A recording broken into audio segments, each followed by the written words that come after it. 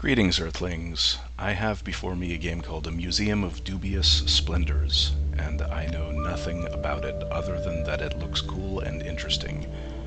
So I'm just going to do a blind Let's Play on this and call it an introduction video.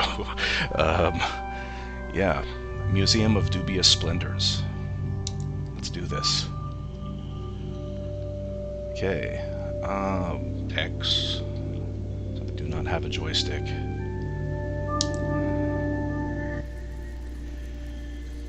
Alright, the following work is an adaptation of a collection of stories written by the Gujarati poet Mr. Umar Hassan. These stories, entitled In Dubious Splendor, were written in 1962 for the Malwa Chronicle, but they were mangled and edited without the author's permission prior to their publication in serialized form. The collection became momentarily infamous as the subject of the first court case to arbitrate authorial ownership in independent India. Even today, despite countless restorative efforts by scholars, it cannot be said with any certainty that the text that we used for this adaptation was the original as written by Umar Hassan. Give me a little bit of story there right to start. And this looks like a game that's really just about the experience, the exploration. And I think that is very cool. Ooh. Stay? I don't know. What else is here? I don't know. I can't seem to interact with anything but this door, so you know what? I'm gonna... Yeah, let's do that. There we go. Peter Gregory Cantor was a prolific traveler, the founder of the doctrine of the anthropologist and treasurer at the Royal Academy. Cantor was known to all civilized world as an authority on the peoples and customs of Hindustan. But even the all-knowing Cantor was bewildered by the apparatus, an object that he wrote parsimoniously about in his annals and later alluded to with deep regret in the journal that he maintained upon his return to England. The apparatus, as Cantor first described... Why can't I stop laughing? This shit takes itself really seriously. The apparatus, as Cantor first described it, in his book of travels, had no apparent purpose. It was a tubular object of indeterminate shape, found in the living sapses of the people of Danta. I'm guessing he meant spaces. Often small enough to be placed in an almihira, the apparatus seemed so commonplace to the people using it that Cantor could not ask what it was without crippling damage to his credibility as a member of the superior race, as he believed himself to be. That it was man-made and not a creation of nature was but evident, and Cantor made specific mention of its artifice, but beyond that record nothing else was written about its shape or material, its color or form, or its intended purpose or providence. Cantor was so startled by its presence that he did not even name it, and only called it the apparatus whenever he made a scant mention of its presence. Okay. So there's a thing. It seemed that his fascination with the object had not gone unnoticed, and in an act of spontaneous diplomacy, the Raja of Sheturvan, the province that Cantor was touring, presented him with one of the mysterious objects. But the gift only served to torment Cantor, who found the apparatus a constant reminder of his bewilderment and his failure as a man of knowledge, for he had never worked up the courage to ask what it was. Cantor kept the apparatus at his house in Rillinger and made provisions in his will to have it displayed at this museum after his passing, hoping someone might shed light upon its mysteries. Okay, guys, you gotta spell check, okay? It's really basic. Like when I make a Facebook post, I read it before I hit send. You know what I'm saying? Like, put the same amount of love into your game that I do when I make a Facebook post, please. Thank you. And to this day, a replica of the apparatus can be found on display, waiting for someone to identify what Cantor never could. Okay, I'm really hoping that the whole game is not like that. Seriously. Because, like, you know, I like this right here. This is cool. See, I want to see more stuff like this. See, this could possibly be like a Myst-like game, or it could just be some sort of just exploration game. Like, I don't know. I'm sure I've played something like that. Yeah. Okay, so there's doors. Do I want to leave? I mean, did I just come from here? Good question. So there's a huge tube of toothpaste for some reason.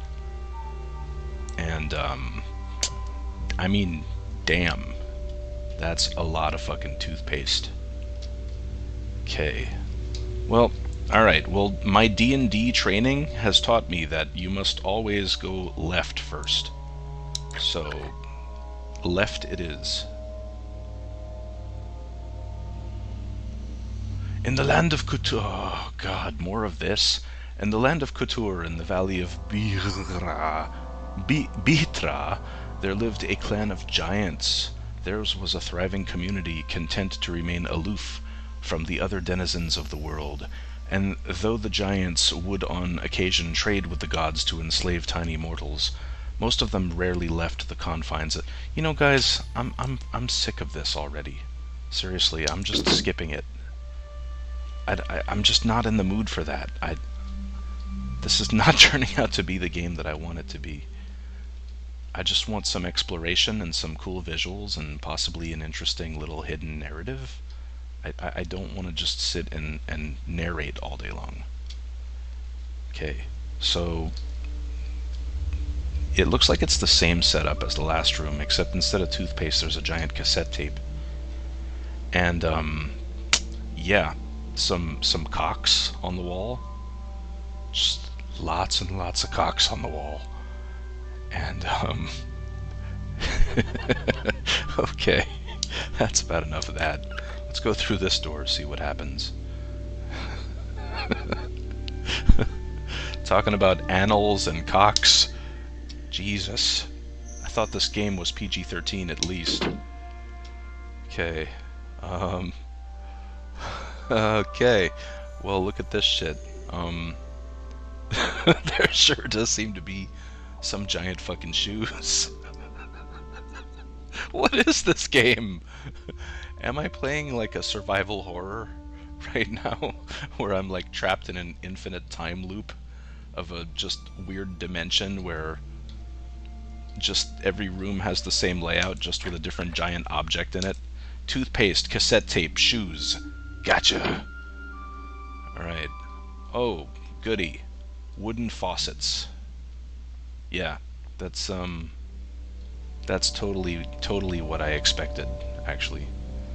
Okay, I'm noticing something for the first time here. There's like some kind of little signs in some kind of language that I don't understand. And that's good. If I understood them, I might be able to figure something out, but oh, for fuck's sake, man. They should call this game Text the Game. Oh, look at this shit, man. This is starting to get kind of cool right here. Oh, that is cool. Look how shiny those are. Ooh, pretty and shiny. Very, very shiny apples. And, ooh, that is just a big-ass knife. Alright, guys. So, wooden faucets, knives, giant shoes, cassette tapes. What the hell is the connection, if any? Or is this just some kind of surrealist experience that doesn't make any sense and it's not supposed to? Intriguing. But I still don't feel like reading all that fucking text. Sorry, I'm not that intrigued. A pillow! Oh my god, you guys, a pillow. Dude, this This is just so unexpected. This is like a major plot twist right here. I mean, pillow. Shit. I mean, damn, I shudder to think of the implications of pillow.